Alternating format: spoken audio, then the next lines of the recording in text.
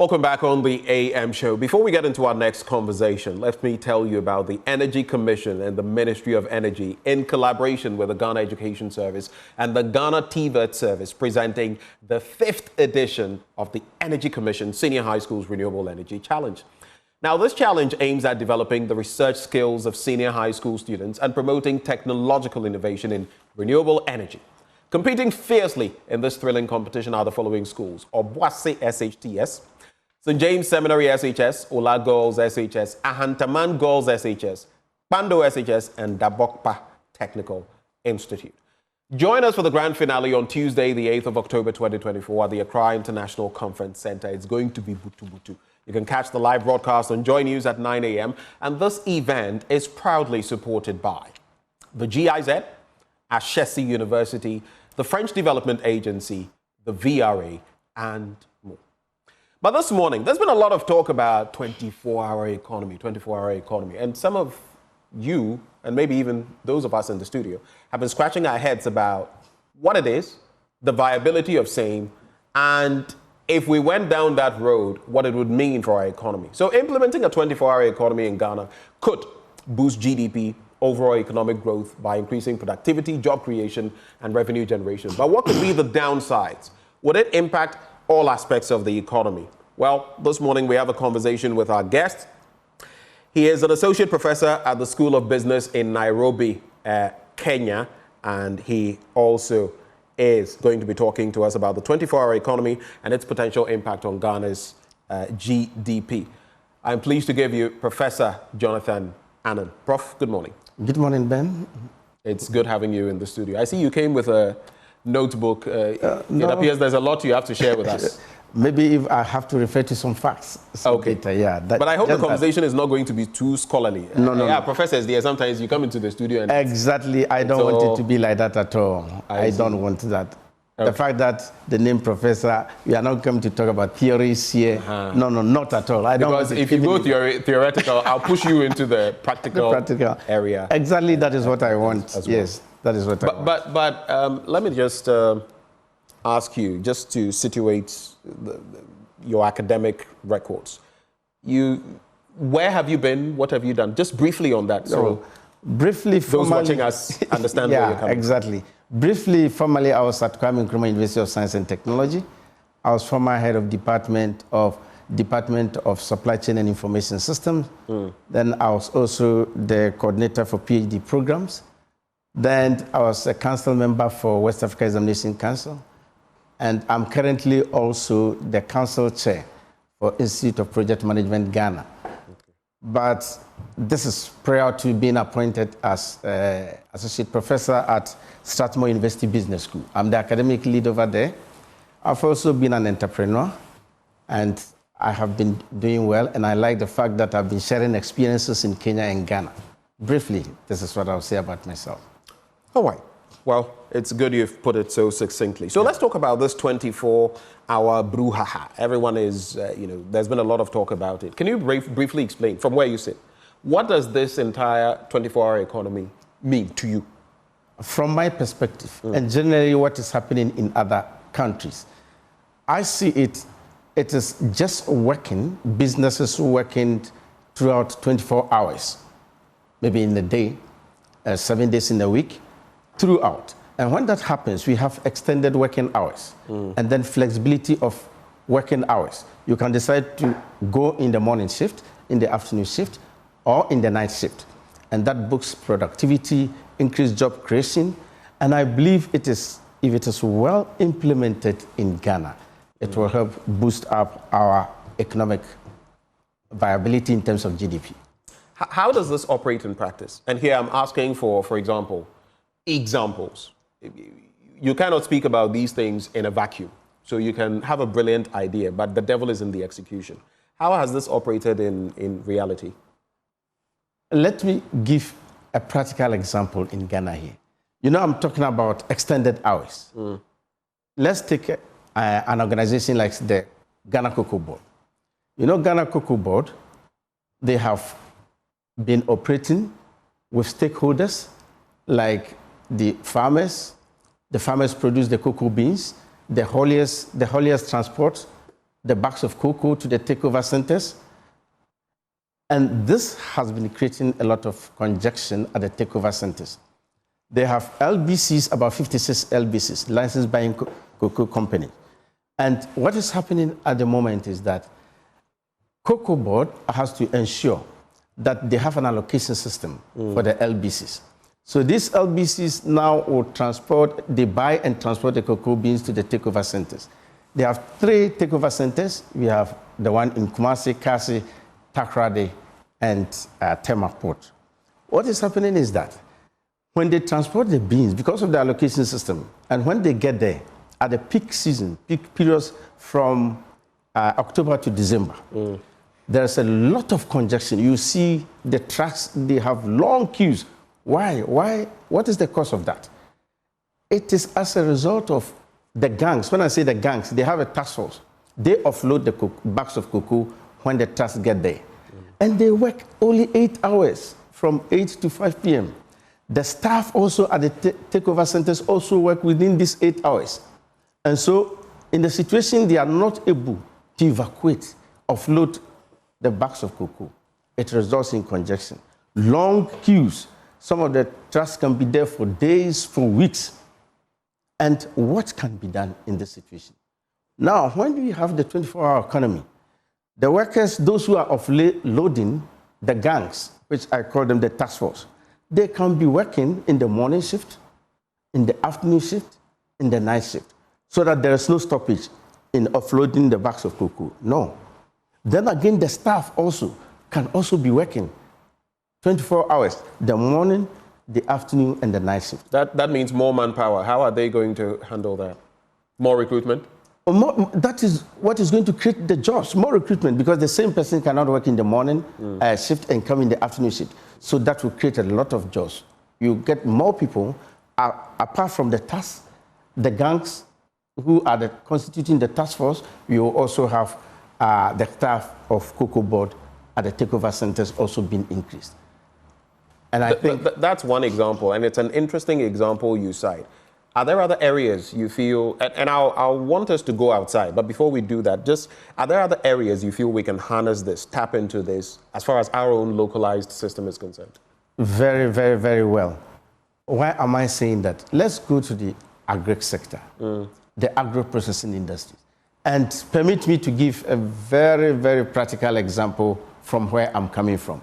I'm coming from Ejumakun Enyan SCM constituency, that area. In fact, cassava production is key. You walk around the area, you travel around in the morning, in the afternoon, even in the night, you see people packing, trucks loading cassava in large quantities. So we can set up agro-processing, a cassava factory, processing factory over there, because we have the raw materials there. Now, who says the machines... But with what this current administration is doing, I don't know what they have on the ground there, but is 1D, 1F not a solution to this problem? And must it necessarily be a 24-hour system before it works? Exactly, because if it is a solution, we want to boost productivity. Now, I have already said that when we talk of the 24-hour system, the advantage is working at the extended hours and the flexibility of working. And the extended hours will increase productivity. For example, if I am using 8 hours to produce about 5,000 bags of cassava, then exactly when all things being equal anyway, when I'm using 16 hours, then I'm definitely going to produce about 10,000 bags. So the extended hours will create more jobs and then increase productivity. So what I'm saying is that now, this 1D, 1F concept may be there, but they may be working from 8 hours to 8 a.m. to 5 p.m., and they close and they go and sleep. But what about having this 24-hour economy? We have set up this cassava processing factory. We have the farmers bringing the cassava to the production site. We have people working in the morning, in the afternoon, and in the night shift. There will be so much productivity in terms of the cassava production. But you also know, you must take cognizance of the fact that there's demand and supply. And if this happens, it would mean then that the farmers are going to benefit, yes, because much more of their products will hit the market. There will not be a glut. But the other side of it would be that the prices of their goods would also fall. Once there is more in the system, there will be a fall in prices. That is marketing. Let me tell you, I have a colleague who is also a professor in Canada. I don't want to mention the name here. He told me, and I have been working with him. We were teaching in the same university in Accra, a private one. This man told me, I have been popularly called Hammer in Ghana, in Kumasi. He said, Prof. Hammer, I need 100 hectares of land. I said, what do you mean, 100 hectares? He said, yes. And what are you using it for? Just to plant cassava and process gari. I said, what for? Do you have the market? He said, he cannot meet the market. Outside, exporting gari, outside, so much market. There's a huge market, I'm telling you, Ben. And so we are underestimating the potential of exporting gari. And therefore, this 24-hour economy is going to increase productivity. So with regards to demand and supply, there is so much demand. Let me tell you, Ben, even Nigeria, just our sister country here, you know, because of EBA, they consume a lot of gari. It will shock you that people are exporting bags of gari from Ghana to Nigeria. Inter-African trade. So we are underestimating the potential. We're underestimating the potential. Yes, I do know that yam, for example, something that most people haven't averted their minds to, at least for a number of years now, you know, countries like Jamaica and others are high producers of yam. Ghana has been number one, at least for a few years now.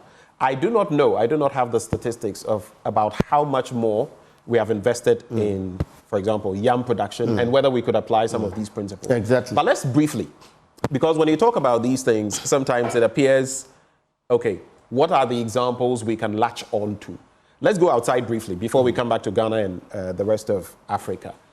What have you seen or heard of or researched in other jurisdictions that you think could be applicable here in terms of a 24-hour economy? I can give examples in developed countries, but you know, I'm sure people will say, why developed countries? Because we are not a developed country. So let me not go far. And I think Ben will not say that because you have been in Kenya, you want to now bring Kenya. Yes. Very, very, very, very simple. Ben, we have been underestimating our potential. How so? In terms of locally produced goods. I have been in Kenya since 2020. And let me give... Since 2020? Yeah, since 2020. But let me give you briefly 3 products from Ghana. Black soup, the one we call alata semina, shea butter. And then, I'm not doing advert for CPC, this royal cocoa powder, it is in high demand in Kenya, I'm telling you. I did that one myself, Ben. It is not that somebody did it. I took this black soup, and as a professor, I gave it to my students. Then you know, I told you that I have been an entrepreneur. So I wanted to see how this will sell in Kenya. I went to the shopping malls, one of them popularly called Carrefour. I went to Carrefour, Mega. Then anybody I saw, especially those working there, I just gave them the black soup. I said, try this. The next time I went there, they were asking me, Prof, where is your website? We want a lot of them. One lady even excited me. According to the lady, she has said so much about this black soup. He decided to use the black soup to wash the hair. And she said she realized that all the dandruff has been removed. With alata semina? With alata semina. And so much demand. And we can now take advantage of the African Continental Free Trade Area, trading among ourselves, inter-African trade. And what I'm saying is that why can't we export shea butter, alata semina, this royal cocoa product? And especially even if you go there, anytime you arrive in Kenya, they ask you, did you bring Ghanaian chocolate? Why? Because Ghanaian chocolate to them has extra quality. But these things you're talking about from alata semina, I have a friend who, you know, produces alata semina, some with lemongrass. Recently, I got some from her. It's called Nguvu. Yeah, it's some of the benefits of being Benjamin Akapo's friend. It's called Nguvu. She puts it out there. And interestingly, you mentioned Kenya. She has her products in Kenya, right? And are they not selling? No, but the point is, when you talk of shea butter, there are entities in Ghana. I know another one, is it Kaime, which I've used in the past, who also exports these products. Alata Simna, Shea Butter, and the rest. Does it necessarily mean we need a 24-hour economy to work on that? Because people are already doing it. Great, great. You see, what is the whole essence of 24-hour economy? To boost productivity, to create jobs, to attract FDIs, foreign direct investment. And I have already said, and I'll continue to reiterate, repeat, emphasize that, Ben, it is working at extended hours. Working at extended hours. We will have individuals that will be undertaking these businesses and they don't work 24 hours. They don't work 24 hours, they'll just produce the quantity. But if I'm talking about working 24 hours, Ben, I'm talking of producing in large quantities. We are talking of mass production. That is why I was telling you that there are shortages. People were asking me of the black soap, but have I set up a factory to produce it in large quantities, taking advantage of 24-hour economy, having morning shift, afternoon shift, so that I can produce them in large quantities? That is not happening in Ghana. So I believe that this concept needs to be embraced seriously. So let me ask you though, because another real life issue we know is that, and that's an interesting bit, Ghanaians in Ghana will work in a certain lackadaisical way. Some, not all Ghanaians. Exactly. But put that same Ghanaian, even in Kenya or Rwanda or someplace outside of Africa, that Ghanaian is the hardest worker you've ever seen. Sometimes that is what happens. So let me ask you, is it not also because we have poor, ineffective, inefficient systems in industry in Ghana? Because you go to some places and if people are not logging in and logging out, they'll come in anytime they want, they'll do whatever they want. I don't know, for those who are working remotely in Ghana, if you're not monitoring, I don't know what output you'll get. Is it not about ensuring industrial efficiency and effectiveness rather than increasing hours? Ensuring industrial efficiency is one aspect. Because you can still have a 24-hour system and there will still be so Ben, that is why we have regulations. We have to get framework guiding the 24-hour economy. Even if we don't have regulations or framework guiding the 24-hour economy, there will be tax evasion. People will not even, they will be working 24 hours. Now government will be incentivizing organizations that will be working 24 hours and say, oh, maybe you pay half of the electricity bills because you are working at night. Certain incentives will be given, but it is all about proper regulatory framework put in place. So what you're saying is that in the middle of all of this, probably the most crucial aspect of all of this is that you can talk about a 24-hour economy. It can be implemented, yes, but the devil is in the detail of how it will be done. You see, you are talking about incentivizing electricity consumption and exactly. all of that. Proper Without all of framework. these, this is just flowery talk. Exactly. There must be proper regulatory framework guiding the 24-hour economy. We don't have that now fully, do we? Because we are not practicing it. And I believe that any government that wants to practice it will make sure that they put in place this. But I'm curious, it's like a chicken and egg situation. Which one comes first? So what comes first? Should it be the measures put in place, like you're saying, that we are going to do this, this has been implemented, you operate at this time of night, you get tax incentives, or you even get lower tariffs on electricity and even water and others. And we have provided security before we roll it out, or we roll it out before these things? No, the regulatory framework should be there first. It should start first. Now, Ben, if there is no regulatory framework, lack of security, infrastructure, how can you operate 24 hours when in the night you don't have security on our roads? That cannot be done. So for me, from my perspective, in fact, I stand to be debated on that. I believe that the regulatory framework should be put in place first before, because that will guide people, that will guide organizations, the incentives that organizations will have. And again, Ben, let me chip in this before maybe you bring in any other question. Why I'm saying that the regulatory framework should be put in place is this. The 24-hour economy has challenges, and it thrives on the fact that there must be infrastructure. And we must have good roads so that when people are moving to and fro, there must be security. And I'm giving a practical example.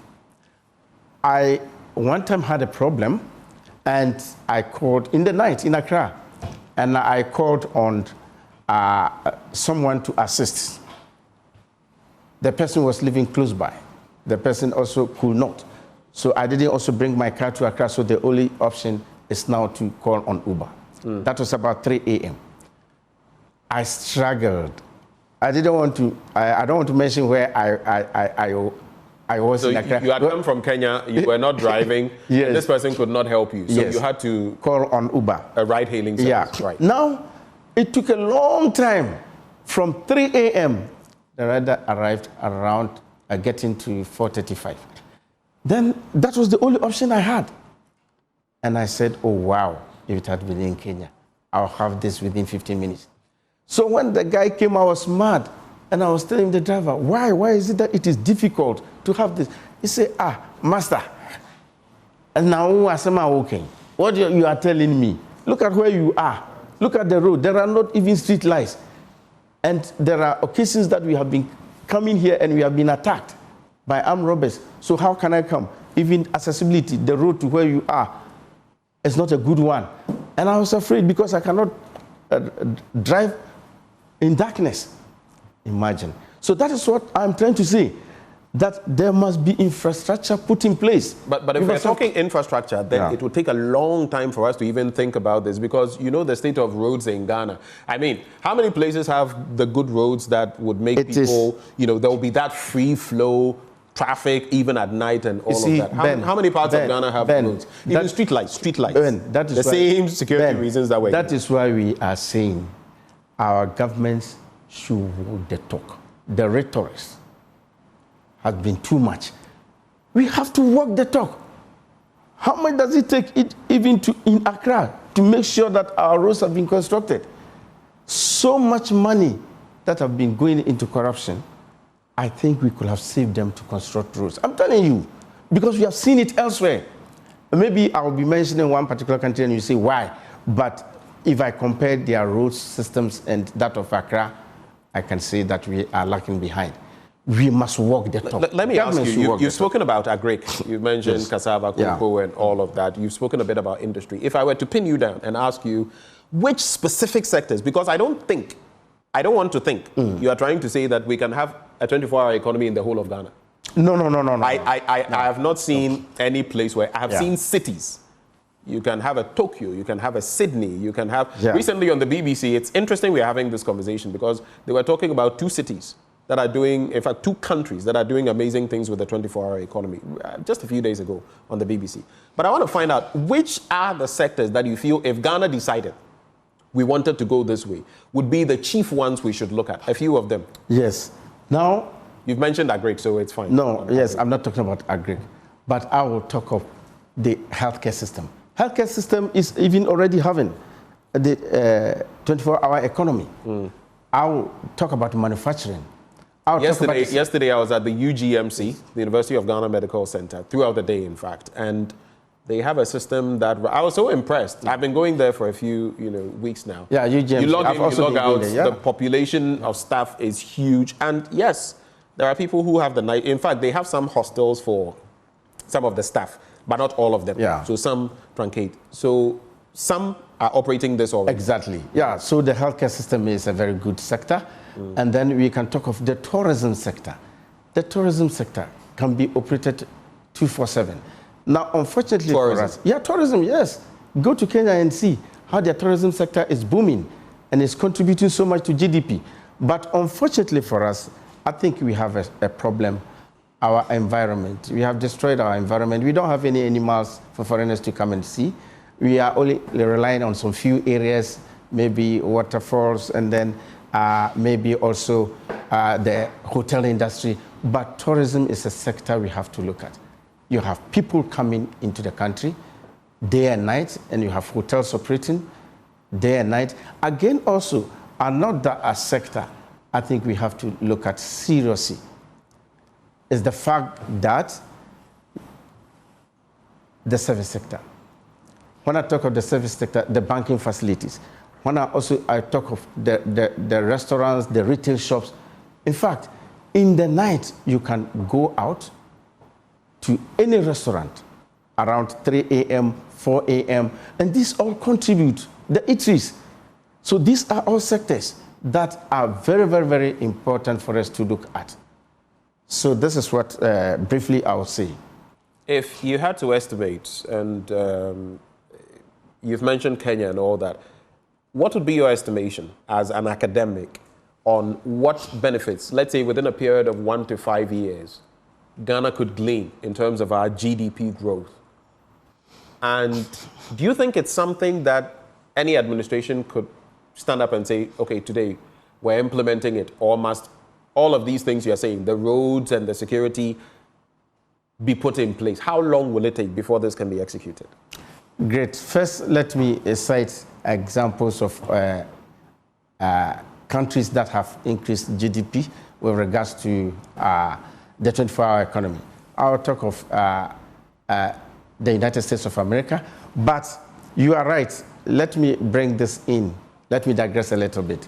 We don't have 24-hour economy happening everywhere. Exactly. Yes, I was just about to say, yes. where in the U.S.? Especially in the cities, and in the agri sector, you can also have it maybe in the towns and the villages, because it is like congestion. Congestion doesn't occur everywhere. It occurs at specific times. And so in US of A, you have New York, and they say the city that does not sleep. That is how they target. They have their transportation system. So when you are talking about the sector's transportation system, yes, transportation system 24/7. And people can travel in the morning, in the afternoon, in the night.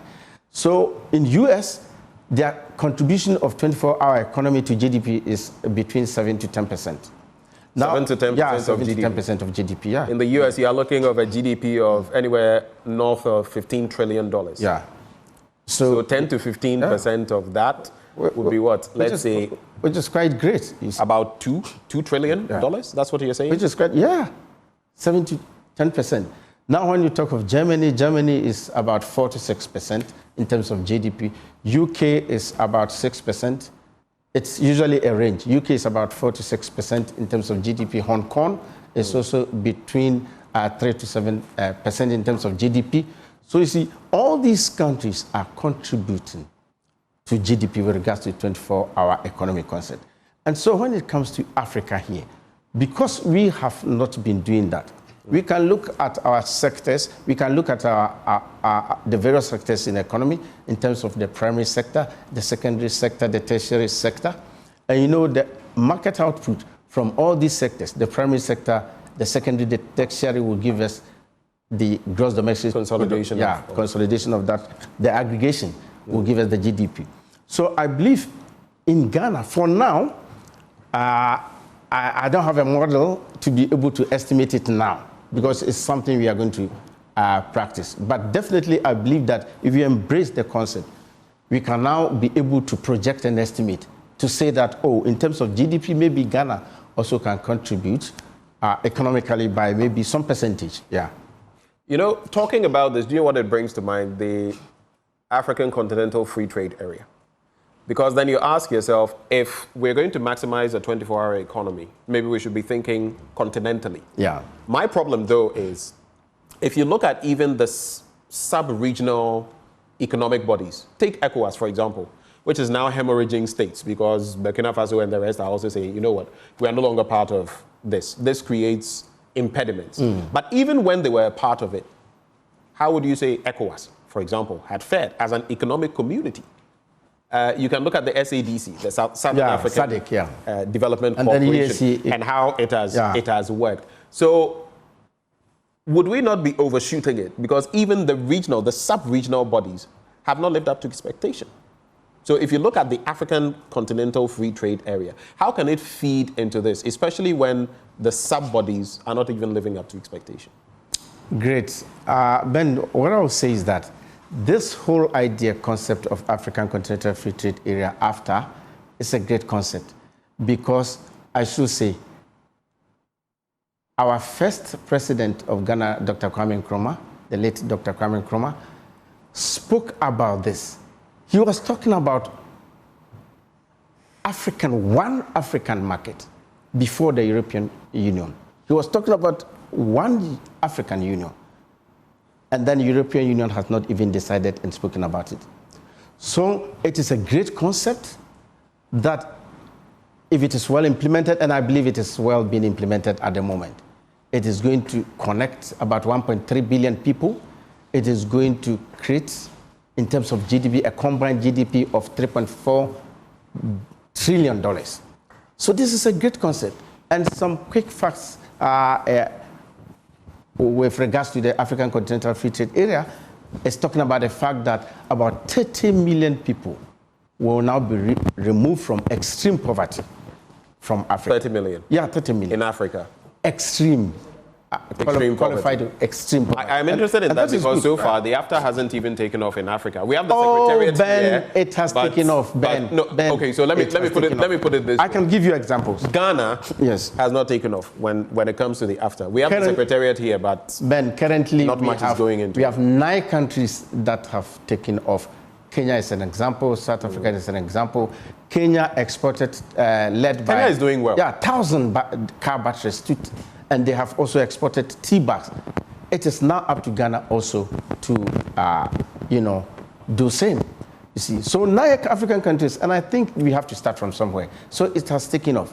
And Ben, what I'm saying is that this 24-hour economy, if we are producing in large quantities, in mass production, then we can now be able to export to our African countries. Let me give you an information, a statistic that came from UNCTAD, United Nations Conference on Trade and Development, their Economic Development Report 2018-2019.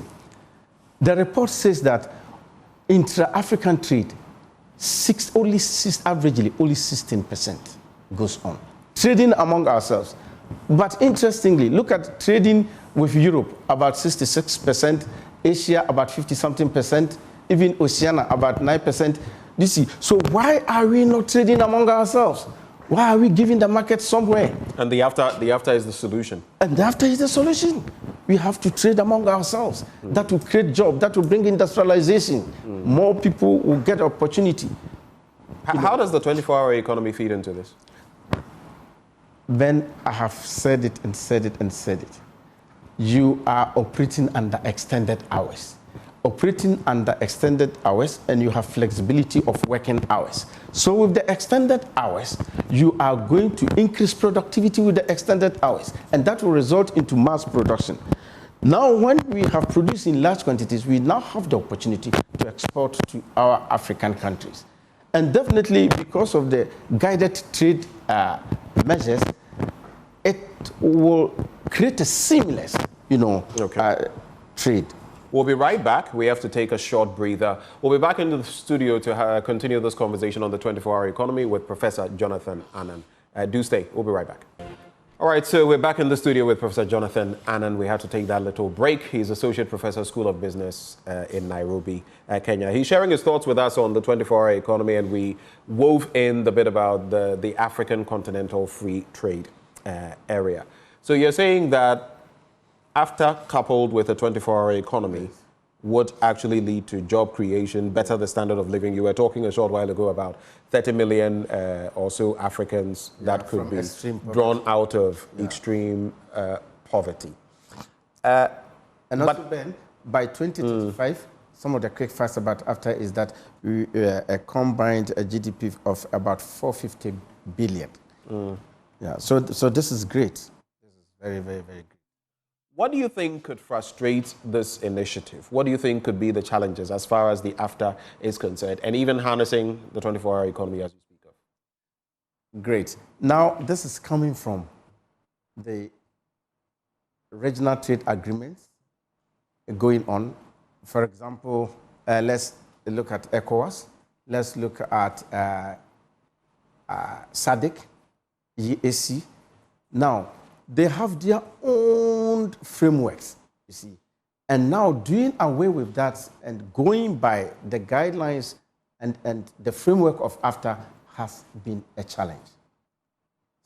Especially some of the non-tariff barriers, which needs to be eliminated so that we have seamless, movement from one country to another, has been a challenge. But I believe that it now lies on the governments, the various governments. They should come in, the willpower to ensure that some of these unnecessary and non-tariff barriers which should not be there, should be eliminated so that it will create the opportunity for seamless, movement of goods and services across the whole of Africa. That, I believe, is the main challenge. The willpower of governments, ensuring that the tenets, as it is in AfCFTA regulatory framework, should be heeded to. If, from where you sit, you seem to be passionate about this. If I asked you that, if you were given some, let's say, consultancy, put forward a plan for integrating a 24-hour economic system with the African Continental Free Trade Area, what would you put in there? What would you forecast? What would you think of? The first thing I will do as a consultant in this area, the challenges. Once the challenges have been identified, and one of them is the fact that individual regional bodies are doing their own thing instead of now abiding by the tenets, the guided trade agreements by AfCFTA. They are not doing that. So what can we do? We just go to the government, prepare a document, inform government that this must be done, otherwise there is no forward movement in this area. And so that willpower, we would give a document telling the governments the advantages that we need to have once we ensure that we follow the tenets by AfCFTA. So that is one. Then again, another thing that I think will be very good is that we need to ensure that in each country, how are we industrializing the SMEs? That is also a great canker. Small and medium-scale enterprises. Yes, the small medium-sized enterprises. They play a great role in every economy. They constitute about 70%. And we are not helping them in terms of finance. We are not supporting them, giving them training, industrializing. So there was a research that was undertaken by a group in Kenya, how AfCFTA will take advantage of the SMEs, because they constitute the majority. Do you see? So if they are not being involved, if we are not telling them the importance of AfCFTA, if we are not training them, if we are not giving them the support, how can they now industrialize so that they can produce in large quantities and then they can export? And again, also, the economic zones, for example, the free zones. Now, these are special geographical delimited area that governments provide and give incentives to industries, organizations. Sometimes they are giving tax relief, maybe for 10 years, etc. It is important. Ghana has its own free zone system. Yeah, Ghana has its own free zone system. It is important, again, majority of the SMEs also are given this opportunity. See, more often, how do you mean? Because I know, for example, there are certain entities that are given these permissions and tax incentives because they export. They are predominantly export-oriented. Of course, they pay their taxes and all of that. But when you start bringing in the SMEs, what is the logic? What is the rationale behind it? It's to increase the production system, productivity, because if you have so many of them in the free zones, they will also increase productivity. We are talking of the quantity. But more often than not, it's some specific industries. And they look at the bigger ones. Sometimes you find that the multinationals, they find a way to come, leaving out the SMEs. So I think that is a big problem. That is if you look at some of the countries you've mentioned, even on the continent of Africa, it means other countries have taken off. Ghana has not necessarily taken off yet. How can Ghana position itself as a leader as far as harnessing the AfCFTA arrangement and, of course, increasing productivity, which will then lead to GDP growth? Definitely the headquarters of AfCFTA is in Ghana. Yeah, but it's meaningless. Yes, I guess we can go back to Nkrumah and say having the headquarters of AfCFTA in Ghana is meaningless unless it is tied all the people here benefiting from it and integrating it with the rest of Africa. So for me, that is why I'm saying that tactically, we have to walk the talk. We have to walk the talk. Ben, let me give you a very simple example. Somebody said this. We can even have the concept of medical tourism.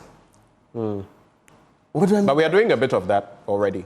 we are doing a bit of... Kolebu, though I feel we've not treated Kolebu fairly, because Kolebu by now should have been. But you have people from the sub-region coming. The UGMC, where I went yesterday, you have people from, you know, different parts of Africa coming there. So that is the example I'm talking about. Why is it that when anybody is sick, you go to India, just go to India, just go outside? In Africa, we can concentrate in certain specific areas. Somebody told me that when it comes to orthopedic, go to South Africa. Now, when it comes to maybe heart issues, we can say, go to Kenya. Maybe when it comes to other issues, come to Ghana. And you have the hub there so that people will be moving. We can have patients traveling to specific countries because of specific conditions. I know of some people who come to Focus, for example, for spinal issues. I was surprised. Last year when I was in Lagos, this gentleman was telling me that he had actually come here to Focus somewhere in the Eastern region and that is, for that treatment. And that is 24/7. You don't go to Focus and maybe at 2 a.m. you need to do some test and produce the results, and they say they are not working. So these are all the steps. And I believe strongly that, Ben, Ghana, we have a lot to offer. Ask me again. I have mentioned we have the cocoa in Ghana, cocoa processing factory. We can easily produce our chocolates and export to every part of Africa. Why are we not doing that? Even though if we are doing, we are not maximizing. Yes, we are not maximizing. We are not optimizing the situation. So I think we should do more than what we are doing at the moment. In all of this, as we cap off the conversation, what do you think the future holds for Ghana in terms of the 24-hour economy, in terms of the African Continental Free Trade Area? And what are the immediate steps we should start taking, the medium-term steps, and maybe the long-term steps that would lead us to that promised land? Because I keep referencing from time to time, you know, the National Development Planning Commission has a Ghana at 100 document. So by 2057, where will we be? And forecasts. And I always not laugh, but it makes me smile when I look at some points like the bit about, is it the GDP? I don't know whether it's nominal GDP. I have to refresh my memory on that, of about $3 trillion. That is ambitious. We can get there. But it is the road to getting there that is the problem. So for you, what are the steps, immediate steps we should be taking? Medium-term steps, long-term steps, final words. Ben, the first step is to accept that this concept of 24-hour economy is doable. You see, you know Ghanaians, sometimes they ridicule it off, they laugh over it. What is 24 hours? Some people even say, in the night that I need to be sleeping, and you say, we are not saying you, this same person, working in the morning, you are the same person who should go and work in the night. It's a shift system. When you work in the morning, another person will come in the afternoon, another person will come in the night.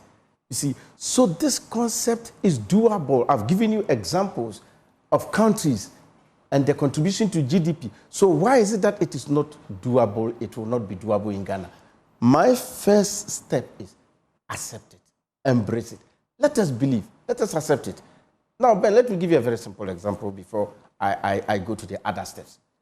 If you are traveling, I was coming from Winneba the other day, about 4 days ago, and I arrived at Weja around 7.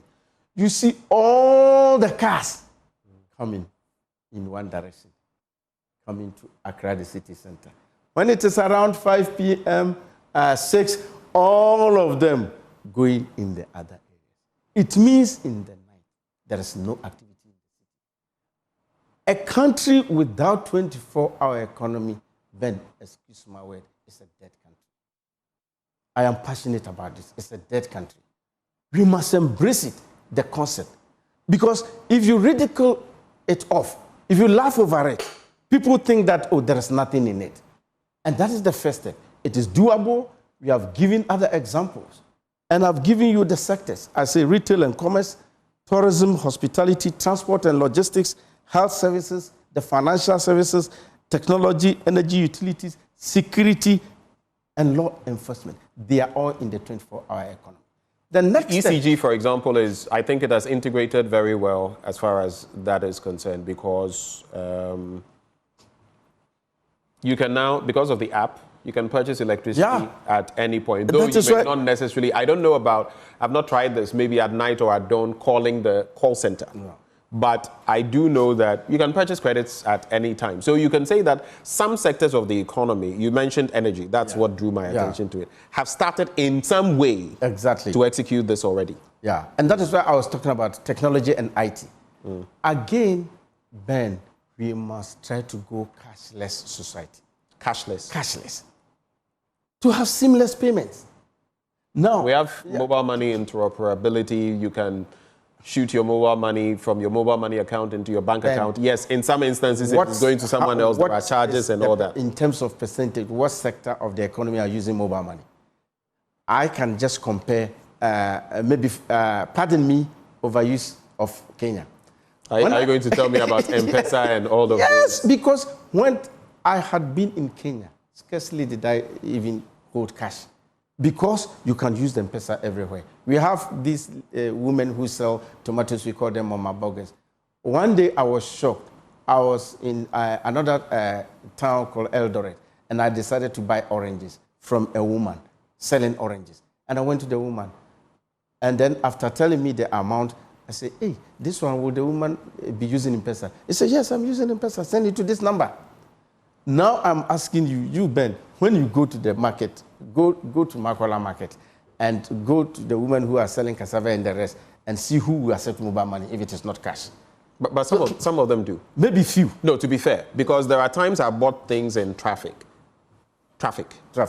And paid, and the person says, you know, in fact, the last time was just, I'm not saying it's as integrated a system as it ought to be. Yeah. But I'm saying that there is some semblance of it. People are catching on. Because just a few days ago, I was in traffic and I bought something. I wasn't holding cash on me. Or was it that, yes, I wasn't holding cash on me and the light had already signaled. The woman quickly gave me her phone number. Excellent. And I sent it, and how much was it? 10 cedis. Excellent. And I sent it to her, and she called me and said she had received the money. Excellent. So what I'm saying is that this is so important that all sectors of the economy should embrace it. It is not only a few sectors. Should embrace it. If you have a cashless economy, it has a seamless payment system. Then again, Ben, I have spoken about the challenges, and I've spoken about infrastructure. Now, the infrastructure strain, if there are no good roads, how can you move from one sector to another?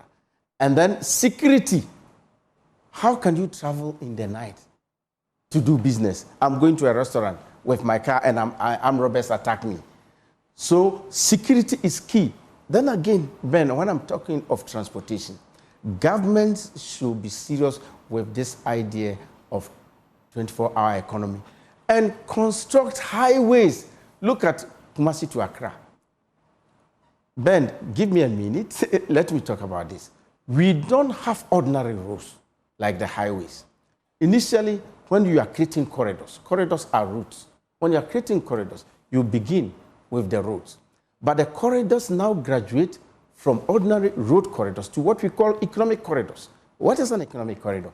When you are traveling from Kumasi to Accra on the highways, you get to some places, you see the buses, they just park for people to eat and drink.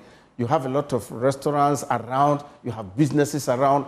So 24/7, people can travel in the morning, in the afternoon, in the night, and businesses will be going on because the roads have now moved from road corridors to economic corridors. And this will now lead to enhance GDP with regards to the 24-hour economy. Okay, so interesting points you've made there. Let me just sneak this in as the final bit. Do you think realistically, we can get this started? I mean, you would need about 4 years to really roll out something like this. Don't you think so? No. Which is a long time. No, you don't need 4 years. You don't need 4 years. It can be implemented. I have already said. So I have already. You are talking of good roads. You are talking of security. You are talking of all these other measures. Yes. What then will be your estimate, if not 4 years? How practically? Within what period? Just within the first year. First year. Yeah, just within the first year. 1 year. Yes. Let me tell you why. Just within the first year. You don't need 4 years. I have already said. 24-hour economy is like congestion. We don't start it everywhere. If you go to my village in Ejumakon, there is no 24-hour economy you are going to have at the moment. But in Accra, we can have 24-hour economy.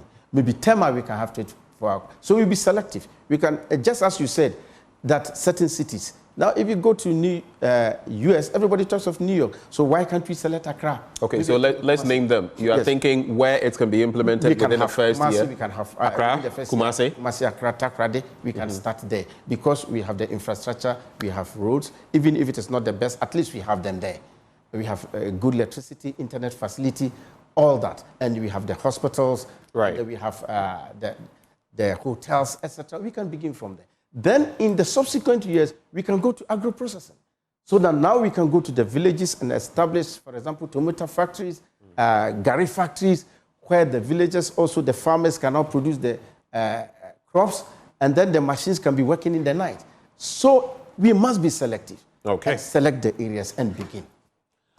Prof, we're grateful for your time. I'm sure this is a conversation that we'll continue to have on different fronts.